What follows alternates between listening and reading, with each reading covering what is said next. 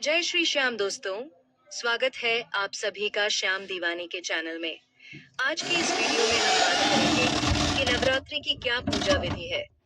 9 दिन तक माता की पूजा कैसे करें, कैसे हवन करना है, माता रानी को क्या अर्पित नहीं करना चाहिए, किस तरह से नवरात्रि में पूजा करनी चाहिए जिससे कि माता रानी की कृपा आप पर बरसती रहे। छोटी छोटी चीजें हैं जिनको हम भूल जाते हैं, तो इसीलिए छोटी छोटी बातों का ध्यान रखना जरूरी है। तो इन बातों का ध्यान रखकर आप भी माता रानी को प्रसन्न कर सकते हैं। जाने अनजाने में जो आप गलतियां कर देते हैं, इस वीडियो में वह सारी बातें हैं जो आप नवरात्रों में कर सकते हैं। इस वीडियो को पूरा जरूर देखिएगा। अगर वीडियो अच्छी लगे तो लाइक कीजिएगा और हमारे चैनल को सब्सक्राइब भी कर दीजिएगा। तो सबसे पहले बता देती हूँ, जब भी आप नवरात्रि की पूजा करें तो माता रानी की चौकी जरूर लगाएं। बच्चों की कहाँ लगानी है, तो बहुत बार क्या होता है ना, बहुत से लोग क्या करते हैं, मंदिर में ही माता रानी की चौकी लगा लेते हैं। तो मंदिर में सही नहीं रहता है। अगर आप भी नवरात्रि के व्रत रखते हैं और माता रानी की चौकी लगते हैं तो आपको अलग से ही चौकी लगानी है। एक लकड़ी की चौकी ले ले, लकड़ी की चौकी नहीं है तो आप लकड़ी का पटला ले सकते हैं। और फिर आपको एक लाल रंग का कपड़ा लेना है और उस चौकी पर बिछाकर माता रानी को स्थापित कर लेना है। जब भी आप माता रानी को स्थापित करें तो कुछ बातों का जरूर ध्यान रखें।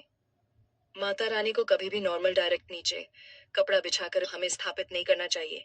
जब भी माता रानी का फोटो या कोई भी प्रतिमा स्थापित करें तो या तो आप अक्षत रख लें माता रानी की तस्वीर के नीचे, या फूल या चांदी का सिक्का अगर हो तो, नहीं तो अक्षत तो सभी के घर में मिल जाते हैं। और आपको ध्यान रखना है, जो अक्षत जो चावल होते हैं वह हमें अखंडित चावल रखने, यानी पूरे चावल, टूटे हुए चावल को हम पूजा में इस्तेमाल नहीं करते हैं, इसलिए अखंडित चावल ही रखें। ऐसा कहते हैं। इस तरह से आप माता रानी को स्थापित करें। कभी भी डायरेक्ट ऐसे ही कपड़े पर रखकर माता रानी को स्थापित नहीं किया जाता है। आप चाहे तो माता रानी की तस्वीर के नीचे सिक्का भी रख सकते हैं। तो इस तरह से माता रानी को स्थापित करना। और सामग्री में आपको क्या क्या चाहिए, जिसे हवन होता है अखंड ज्योत के लिए, और 9 दिन तक हमें किन किन चीजों की जरूरत पड़ने वाली है। तो सबसे पहले तो हमें माता रानी का फोटो चाहिए, लाल रंग का कपड़ा चाहिए, और हमें चाहिए चावल जो कि हमारे घर में आसानी से मिल जाते हैं। हमें चाहिए रोली मोली, यानी कि कलावा, लौंग, हरी इलायची, नारियल, चुनरी, कपूर, धूप बत्ती, तिल का तेल हो या फिर देसी घी, हवन सामग्री, फूल, कपूर, पान, सुपारी, बतासे, फल, ऋतु फल, 5-7 फल ले ले, आम की लकड़ी मिल जाए तो अच्छा है, नहीं मिलती है तो गाय के गोबर का उपला मतलब कंडे जरूर होना चाहिए। और हवन कुंड और एक अखंड दीपक, अखंड ज्योत जलाने के लिए कलावे की बाती ले ले या फिर रुई बना ले। आप अगर अखंड ज्योत जलाते हैं तो, और नहीं जलाते हैं तो आप जो रोज पूजा करते हैं अपने घर में, सुबह शाम दीपक जलाते हैं, वैसे ही जला सकते हैं। और हमें चाहिए 5 पल्लव, यानी आम के 5 पत्ते या 7 पत्ते। अगर आपको आम के पत्ते नहीं मिलते हैं तो आप अशोक के पत्ते भी ले सकते हैं, जो कि हमें कलश के ऊपर रखने के लिए भी चाहिए होंगे। और हमें 5 पल्लव जो होता है वह कलश के ऊपर रखा जाता है। और अगर आप चाहे तो 5 या 7 पत्तों का तोरल बनाकर अपने घर के दरवाजे पर जरूर लगाए, क्योंकि नवरात्रि में आम के पत्तों का तोरल बहुत ही शुभ माना जाता है। और अपने घर के मंदिर में भी तोरल हमें लगाना चाहिए। और हमें नवरात्रि के दिनों में माता रानी को सुहाग श्रृंगार का सामान जरूर अर्पित करना चाहिए। सुहाग श्रृंगार की चीजों में जैसे कि मेहंदी, सिंदूर, लिपस्टिक, बिंदी, आलता, नेल पॉलिश, चुनरी, कपड़े, माता रानी को आप ये सारी चीजें अर्पित कर सरे रख सकते हैं। जब भी हम नवरात्रि में 9 दिनों के उपवास का निर्णय रखते हैं तो हमें माता रानी को श्रृंगार अवश्य अर्पित करना चाहिए। अगर आप पूरे नवरात्रों के उपवास भी नहीं कर रहे हैं तब भी नवरात्रों में माता रानी को श्रृंगार का सामान तो जरूर से ही अर्पित करें, क्योंकि नवरात्रि के दिन जो होते हैं वह बहुत ज्यादा शुभ होते हैं। और माता रानी इन दिनों में आपके घर में विराजमान होती है। तो पूजा पाठ करके पूरी विधि विधान के साथ श्रद्धा भाव से माता रानी के श्रृंगार का सामान जरूर से अर्पित करना चाहिए। इससे माता रानी का आशीर्वाद हम पर सदैव बना रहता है। और कन्या पूजन अवश्य करना चाहिए, चाहे अपने श्रद्धा के अनुसार आपका जैसे भी हिसाब हो तो आप पूजन कर ले, चाहे तो आप फल वगैरह कन्याओं मसान को देकर कन्या पूजन कर ले, या फिर आप हलवा पूरी से भी कन्या पूजन कर सकते हैं। क्योंकि नवरात्रि में जो माँ दुर्गा का भोग होता है, वह चना और हलवे का प्रसाद होता है।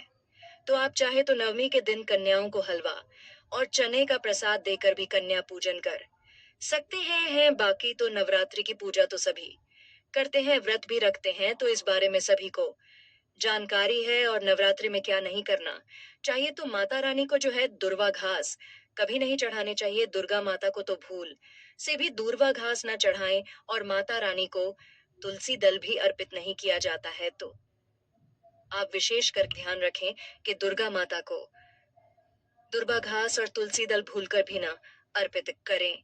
नवरात्रि की जो पहले दिन पूजा की जाती है, जिस दिन हम कलश स्थापना करते हैं, ये सारी सामग्री लेने के बाद जो शादीशुदा महिलाएं हैं, वह नवरात्रि के पहले दिन की पूजा अगर अपने पति के साथ करती है, तो वह बहुत ही शुभ होती है। क्योंकि पति के साथ पूजा करती है, तो उसे शुक्र ग्रह मजबूत होता है। और अगर माता रानी को इत्र अर्पित करते हैं आप लोग, तो यह तो सोने पर सुहागा होने वाली बात है। इससे जो है आपका शुक्र ग्रह कमजोर होते हैं, वह बहुत ही ज्यादा मजबूत हो जाता है। और हमारे घर में दाम्पत्य जीवन में कभी भी सुख शांति समृद्धि और धन धान्य की कमी नहीं रहती है। तो आप नवरात्रि के दिन जो पहले दिन कलश स्थापना करते हैं, उसे दिन जोड़े से पूजा करें। तैयारी जो है महिलाएं अकेली कर ले, लेकिन जब पूजा करें तो जोड़े से करें। तो सबसे पहले क्या करना है, चौकी लेनी है, उस पर लाल कपड़ा बिछाना है। उसके बाद माता रानी को आसन देते हुए माता रानी को स्थापित कर देना। फिर गणपति जी को आसन देते हुए उन्हें भी स्थापित कर दे। गणेश जी के बिना हर पूजा अधूरी होती है। और माता रानी को मोली अर्पित करें, वस्त्र से स्वरूप। उसके बाद में अगर आप कलश स्थापित करते हैं, तो आप वहां पर अष्टदल कमल बना सकते। नहीं बनना चाहते ही आपको नहीं आता है, तो आप थोड़े से चावल की ढेरी लगाकर उसके ऊपर कलश स्थापित कर सकते हैं। उस कलश में आप हल्दी की गांठ, बताशे, लौंग, इलायची, सिक्का यानी कि 5 चीज डालकर आपको उस कलश को गंगा जल और जल से भर के रखते हैं। उसके बाद उसके ऊपर नारियल नारियल पर आप चुनरी लपेट सकते हैं, या फिर आप कलावा लपेट कर भी रख सकते हैं। तो इस तरह से कलश स्थापित कर ले। उसके बाद में आप जो फल वगैरह आपने लिए हैं, वह भी इस चौकी पर रख ले। और माता रानी का हवन करने के लिए हवन तैयार कर ले। हवन सामग्री में आप थोड़ा सा मीठा मिला लें, या बतासे डाल ले और थोड़ा सा घी डाल दे, और सामग्री से हवन करें। आम की लकड़ी या आप गाय के गोबर के उपले से भी कर सकते हैं। इस तरह पूजा करके, हवन करके, उसके बाद में माता रानी की आरती वगैरह करके, परिवार में आरती देकर और घर के हर कोने में आरती घुमाकर, इस तरह से आप पूजा कर ले। आप इस विधि विधान से पूरे श्रद्धा भाव से माता रानी की पूजा करेंगे, तो आपको माता रानी का आशीर्वाद सदैव आप पर बना रहेगा। माता रानी आपसे प्रसन्न होंगे, आपके घर में सुख शांति आएगी। एक बात और, माता रानी को कौन सा भोग किसके की दिन लगाए, उसकी वीडियो मेरे चैनल पर आ चुकी है। आप जाकर देख लीजिएगा कि कौन से दिन कौन सी माता रानी की पूजा होती है, और उनको कौन सा भोग लगाया जाता है, वह मैं डिटेल में वीडियो बना चुकी हूँ। आप मेरे चैनल पर जाकर देख लीजिएगा। पूजा के जिस दिन पहले दिन नवरात्रि का व्रत रखेंगे, पूजा पाठ करेंगे, उसी दिन आप पूरे घर में गंगा जल छिड़क लीजिएगा। इससे हमारा घर शुद्ध हो जाएगा, पवित्र हो जाएगा। क्योंकि हम माता रानी साई को बुलाने वाले हैं, तो हमारा घर साफ और स्वच्छ रहना जरूरी है।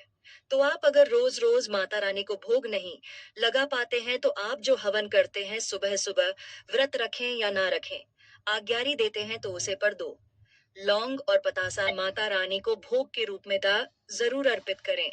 जरूरी नहीं है कि माता रानी की पसंद का ही भोग लगे। पूरी यह अपने ऊपर निर्भर करता है। पूरी यह श्रद्धा भाव प्यार से जो भी आप अर्पित करते हैं, माता रानी वही भोग स्वीकार कर लेती है। तो आप इस तरह से पहले दिन की पूजा कर सकते हैं। माता रानी के यह थी पहले दिन की पूजा विधि। माता रानी को क्या चढ़ाना है, कैसे पूजा करनी है, किस तरह से पूजा आरती करें, आपको डेली रोजाना सुबह हवन करना है। अगर आप व्रत रखते हैं तो भी, और अखंड ज्योत जलाते हैं, तो आपको ध्यान रखना है। अखंड ज्योत की बातें का उसमें बार बार तेल या घी डालते रहना है, और जो उसे पर फूल बन जाता है उसको भी बार बार उतरते रहना है, जिससे कि ज्योत अच्छे से प्रज्वलित रहे। तो इस तरह से माता रानी की नवरात्रों में माता रानी की पूजा आप कर सकते हैं। आज की वीडियो में इतना ही, आशा करती हूँ आपके लिए वीडियो लाभकारी होगी। मिलते हैं ऐसे ही नई वीडियो और नई जानकारी के साथ। जय श्री श्याम।